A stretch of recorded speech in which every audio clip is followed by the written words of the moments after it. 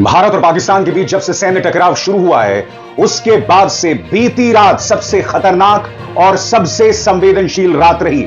मैं आपको बताना चाहूंगा दोस्तों, पाकिस्तान ने हमला करने की कोशिश की, मगर salute to Indian army, Bharat ने उसे पूरी तरह से नेस्तनाबूद कर दिया और इस हमले को सिरसा में रोक दिया गया।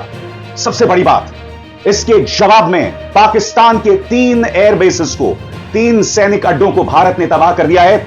ये 3 सैनिक अड्डे हैं नूर खान एयरबेस, मुरीद एयरबेस और शोरकुट एयरबेस।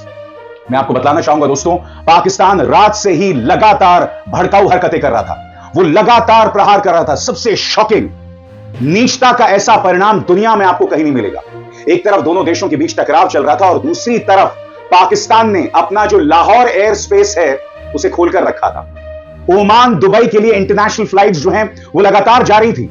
इसका मतलब आप समझ रहे हैं, यानी कि पाकिस्तान कहीं ना कहीं चाहता था कि भारत अपने हमले में उसके किसी विमान को गिरा दे और इससे अंतरराष्ट्रीय बवाल हो। मगर भारत एक जिम्मेदार देश है, उसने ऐसा बिल्कुल नहीं किया। कल्पना कीजिए, अगर ऐसे ही हमने अपना कोई इंटरनेशनल एयरपोर्ट खोलकर रख दिया होता तो पाकिस्तान क्या करता। पाकिस्तान एक राक्षस है और उसने प्रमाणित कर दिया है दोस्तों। अब मैं आपके सामने वेरीफाइड तस्वीरें। सबसे बड़ी बात दोस्तों, इस मंच पर हम 2 सिद्धांतों पर काम कर रहे हैं। पहला, भारतीय सेना में संपूर्ण विश्वास, सरकार के साथ। दूसरी बात, जो तस्वीरें आपके सामने पेश कर रहे हैं वो पूरी तरह से वेरीफाइड हैं। सबसे पहले मैं आपको बताना चाहता हूं, एनडीटीवी के पत्रकार शिव अरूर ने यह वीडियो पेश किया है। उनका दावा है कि पाकिस्तान का नूर खान बेस चकलाला में उसे तबाह कर दिया गया और यह तबाही हुई है एक भारतीय एयर टू सरफेस मिसाइल से। यह जो है पाकिस्तानी मिलिट्री का हेडक्वार्टर है। जी हां, यह जो नजारा आप देख रहे हैं नूर खान एयर बेस का है। इसके अलावा दोस्तों, पत्रकार साहिल मुरली मेघनान ने भी जो है बताया है कि ये जो ऑपरेशन पाकिस्तान ने शुरू किया है जिसमें वो भारत पर हमला कर रहा है, उसका नाम है बनियान उल मरसूस। और बाकायदा यहां पर आप देख सकते हैं किस तरह से मिसाइल छोड़े जा रहे हैं और इसका मकसद था कि ये मिसाइल अलग अलग हिस्सों को टारगेट करें। सबसे पहले आप में से जो लोग अभी फिलहाल मेरे मंच को देख रहे हैं, त्वरित अंदाज में मैं आपको बताना चाहता हूं कि अब तक क्या क्या हुआ। रात 12 बजे सिरसा हरियाणा से हमें सीसीटीवी फुटेज मिला जिसमें एक बड़ा इंटरसेप्शन दिखा। सिरसा दिल्ली से सिर्फ 250 किलोमीटर दूर है। मगर इससे पहले दोस्तों, पाकिस्तान लगातार हमले कर रहा था। जम्मू, कश्मीर, फिरोजपुर लगातार हमले कर रहा था और फिर 12 बजे वो तापमान बढ़ाता है। मगर thanks to Indian army, thanks to S-400 Sudarshan Chakra, उसकी जो नापाक साजिश है वो पूरी तरह से नाकाम हो गई। आगे 2 बजे पाकिस्तान के कई शहरों से धमाके की खबरें आने लगी। 3 बजे पाकिस्तान के नूर खान एयरबेस पर जोरदार धमाका हुआ। 4 बजे पाकिस्तानी सेना का बयान आया, भारत ने हमारे 3 एयरबेस पर मिसाइलें दागी हैं। 4 बजे पाकिस्तान की सेना ने कहा, देखते जाओ हम भारत को जबरदस्त जवाब देंगे। 4:30 बजे पाकिस्तान में लोग सड़कों पर उतर आए। इस बीच तस्वीरें सामने उभर कर आ रही हैं। पत्रकार शिव अरूर ने यह वीडियो पेश किया जो मैं आप चाहूंगा देखें, जिसमें पत्रकार शिव अरूर दावा कर रहे हैं कि जम्मू सेक्टर के पास एक जो पाकिस्तानी आर्मी पोस्ट है और उसके साथ में एक आतंकवादी लॉन्च पैड है, उसे प्रहार में बर्बाद कर दिया गया। इस वीडियो को देखिए दोस्तों, जिससे आप अंदाजा लगा सकते हैं ये जो इलाका है वो जम्मू के बहुत करीब है और यहां पर एक आतंकवादी शिविर है, आतंकवादी ट्रेनिंग कैंप है और एक पाकिस्तानी आर्मी पोस्ट है। और इसमें अब आपको हैरत नहीं होनी चाहिए क्योंकि पाकिस्तानी सेना और वहां के आतंकवादियों में कोई फर्क नहीं है। मैं आपको बता दूं, ये जो तमाम जानकारियां मैं आपके सामने पेश कर रहा हूं, ये सरकारी एजेंसीज द्वारा सत्यापित है। पत्रकार जिम्मेदारी के साथ ये जानकारी पेश कर रहे हैं। मैं एक बात स्पष्ट कर दूं, हालांकि गोदी मीडिया ने इससे पहले वाली रात में बहुत ही गैर जिम्मेदाराना पत्रकारिता का परिचय दिया, मगर एनडीटीवी पिछली 2 रातों से बहुत संयम और सूझबूझ से खबरें आप तक पहुंचा रहा है, जिसमें मैं जिक्र जो है करना चाहूंगा शिव अरूर का। तो आप देख सकते हैं दोस्तों, हालात कितने खराब बनते जा रहे हैं। अब दोस्तों, राजा मुनीब, पत्रकार राजा मुनीब ने यह वीडियो सिरसा का पेश किया है और इस वीडियो में आपको दिखाऊंगा किस तरह से दूर से आप हल्का सा रोशनी देखते हैं। यह सिरसा वाली तस्वीर बताई जा रही है। देखिए इस वीडियो को, फिर मैं उसकी चर्चा करता हूं।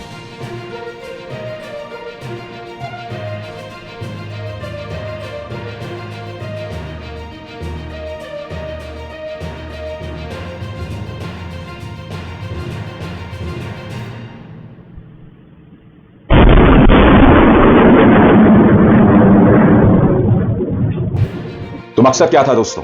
मकसद यह था कि निशाना बनाया जाए। पाकिस्तान लगातार तापमान बढ़ा रहा है और फिर दुनिया के सामने रुदाली कर रहा है। और दुनिया की बात करें दोस्तों, तो इंटरनेशनल मॉनेटरी फंड ने पाकिस्तान को भीख दे दी है, पैसे दे दिए हैं। यानी IMF पूरी तरह से एक आतंकवादी देश को पैसे दे रहा है और इसी पैसे का इस्तेमाल भारत के खिलाफ आतंकवादी हरकतों में किया जाएगा। आईएमएफ ने यानी अंतर्राष्ट्रीय मुद्रा कोष ने स्पष्ट कर दिया है कि वो आतंकवादियों के साथ खड़ा है। मगर सबसे पहले दोस्तों आपके ज़हन में अब भी वो सवाल होगा कि जिन 3 एयर बेसिस को निशाने पर लिया गया है उनके बारे में हमें क्या मालूमात हैं। तो एक एक करके सबसे पहले नूर खान एयरबेस में क्या हुआ आपकी स्क्रीन पर। रावलपिंडी में नूर खान एयरबेस पर जोरदार धमाके की आवाजें सुनाई दी। बताया जा रहा है कि यहां भारत ने बैलिस्टिक मिसाइल से हमला किया। नूर खान एयरबेस पाकिस्तान के पंजाब प्रांत में स्थित एक सैन्य हवाई अड्डा है। यह एयरबेस पाकिस्तानी वायुसेना द्वारा संचालित किया जाता है और इसका उपयोग सैन्य और नागरिक उद्देश्यों के लिए किया जाता है। अब हम बात करना चाहेंगे मुरीद एयरबेस की।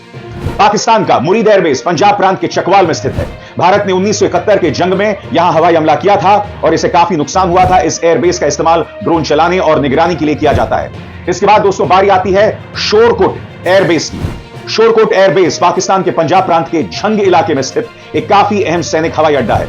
यह एयरबेस इस्लामाबाद से लगभग 337 किलोमीटर दक्षिण में है और इसका नाम स्क्वाड्रन लीडर सरफराज अहमद रफीकी के सम्मान में रखा गया है। इसे रफीकी एयरबेस भी कहा जाता है। दोस्तों पत्रकार नरेंद्र नाथ मिश्र ने यह वीडियो पेश किया है जिसमें उनका कहना है कि पाकिस्तान का मिसाइल जम्मू के एक मंदिर के करीब गिरा।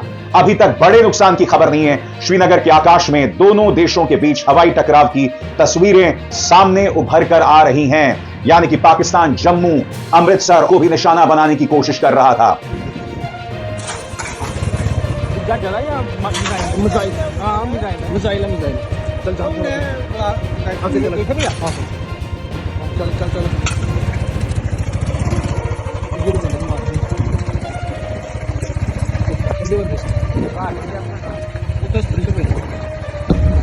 अब पत्रकार गगनदीप सिंह ने यह वीडियो पेश किया है और वो बता रहे हैं कि आज सुबह 5 से 5:15 बजे की यह तस्वीर है और यह बता रहा है कि अमृतसर के ऊपर किस तरह से पाकिस्तानी ड्रोन्स को नाकाम कर दिया गया था। यह वीडियो जो आप देख रहे हैं इस वक्त अपने स्क्रीन पर वो इसकी बानगी है जिसे पत्रकार गगनदीप सिंह ने जो है पेश किया है, जिससे आप अंदाजा लगा सकते हैं कि हालात कितने खराब हैं। अब दोस्तों मैं आपको ले चलता हूं एक जगह जिसका नाम है जलालपुर जट्टा और यह वीडियो पेश किया है लल्लन टॉप के पत्रकार अभिनव पांडे में। और इस वीडियो में अभिनव कह रहे हैं पाकिस्तान के जलालपुर जट्टा से थोड़ी देर पहले का वीडियो जवाब दिया जा रहा है। आइए देखते हैं वीडियो। भाईजान ये देख सकते हैं आप यहाँ पर जो है अभी भारतीय ड्रोन है जिसको गिराने के चक्कर में जो जलालपुर जट्टा की छावनी है वो जो है वो अब फायरिंग कर रही है और ये आप देख सकते हैं। यार ये वीडियो बना ले।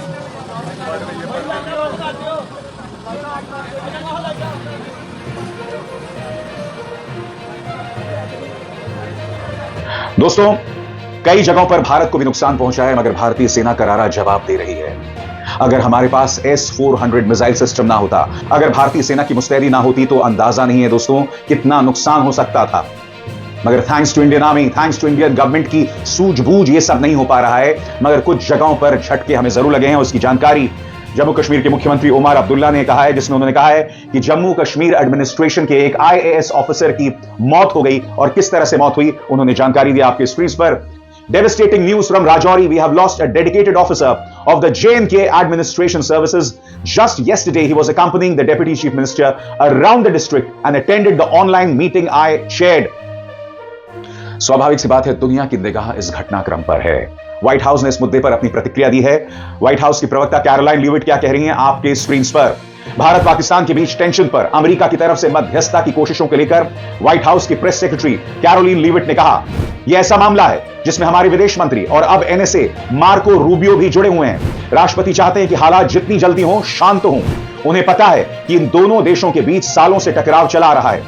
यह तो ट्रंप के राष्ट्रपति बनने से पहले से ही है, लेकिन राष्ट्रपति के दोनों देशों के नेताओं से अच्छे रिश्ते हैं। विदेश मंत्री मार्को रूबियो लगातार दोनों देशों के नेताओं के संपर्क में हैं ताकि यह टकराव खत्म किया जा सके। दोस्तों मैं आपको बतला दूं इस वक्त अमेरिका के अंदर जो आवाजें उठ रही हैं वो पाकिस्तान के खिलाफ उठ रही हैं। आपके स्क्रीन पर यह हैं अमेरिका के पूर्व विदेश मंत्री माइक पोम्पेयो। माइक पोम्पेयो ने कहा है कि अगर आप भारत पर आतंकवादी हमला करेंगे तो आप क्या उम्मीद करें कि भारत उसका जवाब नहीं देगा। माइक पोम्पेयो ने पाकिस्तान की धज्जियां उड़ा दी हैं। दोस्तों सुनिए दुनिया किस तरह से भारत के पक्ष में उतर रहा है, क्या कह रहे हैं माइक पोम्पेयो, एक इंटरव्यू में सुना जाए। Right. Do you think we should get involved right away? Yeah, get involved. We should be talking to both sides, making clear to them that it's unacceptable to continue this. We should help them identify what happened. There were terror attacks in India. No nation's going to allow that to happen in their own country without a response. We wouldn't let that happen here, so that's appropriate. Right. But we need to let cooler heads prevail, and we have the diplomatic capacity and the capacity to shape how they're thinking about this. So I think encourage them to keep a lid on this thing. इस बीच खबर यह भी आ रही है कि पाकिस्तान के प्रधानमंत्री शहबाज शरीफ ने नेशनल कमांड अथॉरिटी की मीटिंग बुलाई है।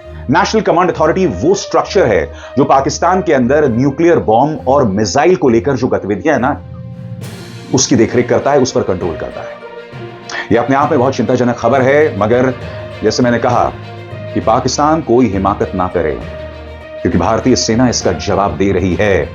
भारतीय सेना जितने मिसाइल छोड़ रही है, पाकिस्तान में तबाही साफ तौर पर दिख रही है। मगर सबसे शॉकिंग, इंटरनेशनल मॉनेटरी फंड ने पाकिस्तान को जो $1 अरब की भीख दी है, उसने कहीं ना कहीं आतंकवाद का समर्थन दिया है, और वो प्रमाण हम देख रहे हैं। उसी पैसे का इस्तेमाल भारत के खिलाफ आतंकवादी गतिविधियों में किया जा रहा है। दोस्तों, इस मंच पर मैं आप तक तमाम जानकारियां पहुंचाता रहूंगा। मैं स्पष्ट कर दूं, यहां जो जो जानकारी दी जा रही है उसे पूरी तरह से वेरीफाई करके मैं आप तक पहुंचा रहा हूं। 24 घंटे के न्यूज चैनल्स में सबसे बड़ी दिक्कत यही है दोस्तों, कि जैसे जैसे खबरें आ रही होती हैं, कई बार झूठी खबरें होती हैं, कई बार उसे सत्यापित नहीं किया जाता और ऑन एयर कर दिया जाता है, मगर हम सूझबूझ के साथ, थोड़ी देरी से ही सही, मगर आप तक खबरें पहुंचा रहे हैं पूरी जिम्मेदारी के साथ। एक बार फिर यह कहते हुए कि हम अपनी सेना के साथ हैं, सेना का साथ देना चाहिए।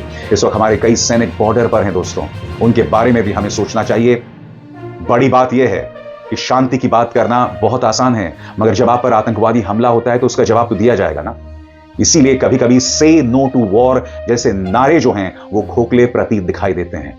हम सब चाहते हैं कि हमारे सैनिक सुरक्षित रहें, हम सब चाहते हैं कि सीमावर्ती इलाकों में हमारे जितने भी नागरिक हैं वो सुरक्षित रहें, मगर एक आतंकवादी पड़ोसी का आप क्या कीजिएगा?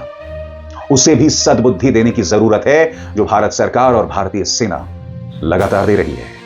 अब एस आर शर्मा को दीजिए इजाजत।